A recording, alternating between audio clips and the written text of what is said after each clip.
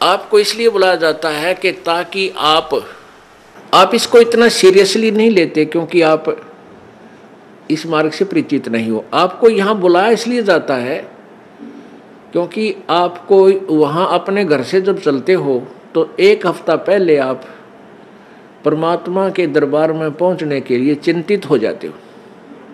तो आपकी वो चिंतन भी मालिक के पुण्य में लग जाता है।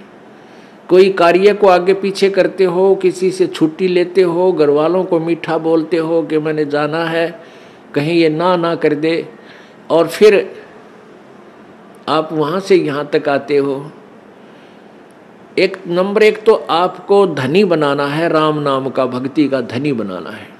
परमात्मा का विधान है, संत मिलन को चालिए तज माया अभिमाने, जो जो कदम आगे रखे ओहे यज्ञ समाने। क्या बताते हैं परमात्मा, अपना विधान आप ही बता रहे हैं कबीर जी कि संत मिलन को चालिए। जब सतगुरु के दर्शनार्थ आप चलते हो,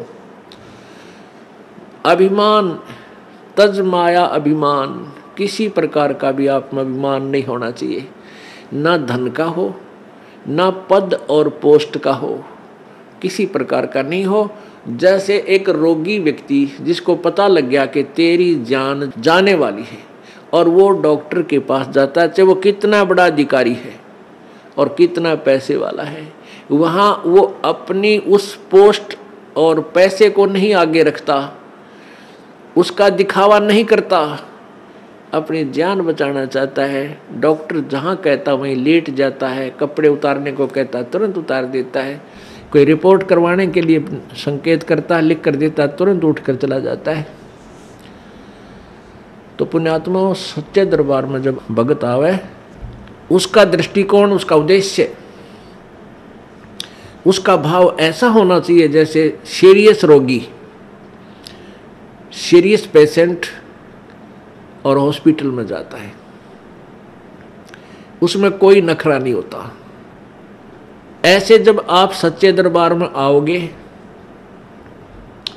आपको कितना पुण्य मिलेगा कि जहां से आप चले हो यहां तक आने के जितने भी आपके कदम, यानी जितने कदम बनते हैं, इतने यज्ञ के तुल्य आपको पुण्य मिलेगा उसको जो यानी निष्कपट भाव से आता है और निर्भिमान होकर आता है।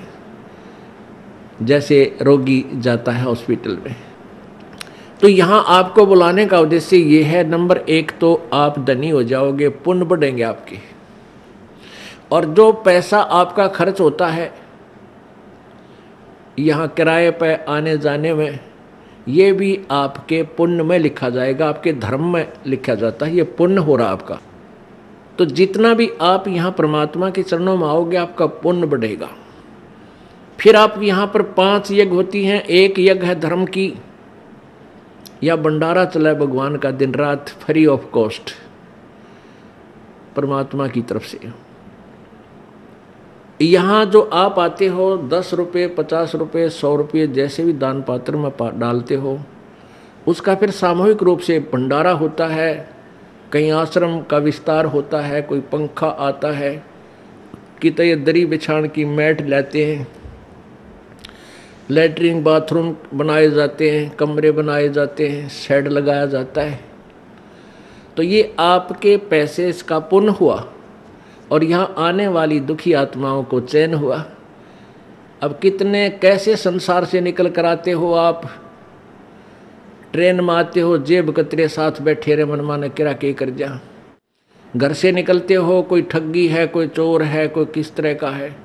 व्यापार में भी इस तरह के ना जाने कितने निकम्मे आदमी, या व्यवसाय में अपने कार्य में कितने निकम्मे टाइप के आदमी आपके साथ खसने को तैयार रहते हैं। और ऊपर से फिर आपके ऊपर ये इतनी आपदाएं, कोई रोगी है, किसी को कोई भूत सता रहा है, किसी का पितर रुष्ट है, किसी का देवता रुष रहा है, और ना जाने कितने रोग कोड आपके लगे हुए।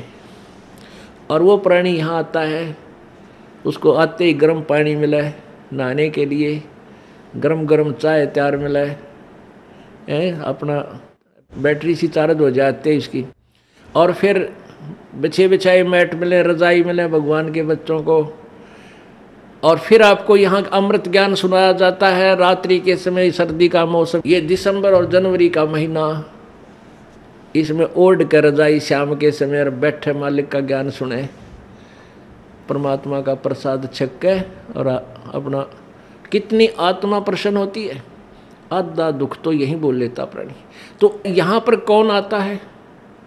यहाँ कोई खाना खाने नहीं आता, यहाँ को रात्रि को सोने के लिए नहीं आता, यहाँ तो परमात्मा के लिए वो प्यारी आत्मा आती है जो परमात्मा के अंश है, जो पिछले जन्मों से उनके चरणों में कहीं ना कहीं किसी ना किसी रूप में वो उनके साथ रहे हैं। अब वो पार हो नहीं पाया, भटक रहे हैं, उनको फिर परमात्मा अपने बच्चों को इकट्ठा कर रहा किसी ना किसी माध्यम से, कोई टीवी से, चैनल से, या किसी पुस्तक से, या किसी मित्र से, रिश्तेदार से, भाई बहन से अपना संदेश भिजवा कर इनको फिर शरण में ले रहा है।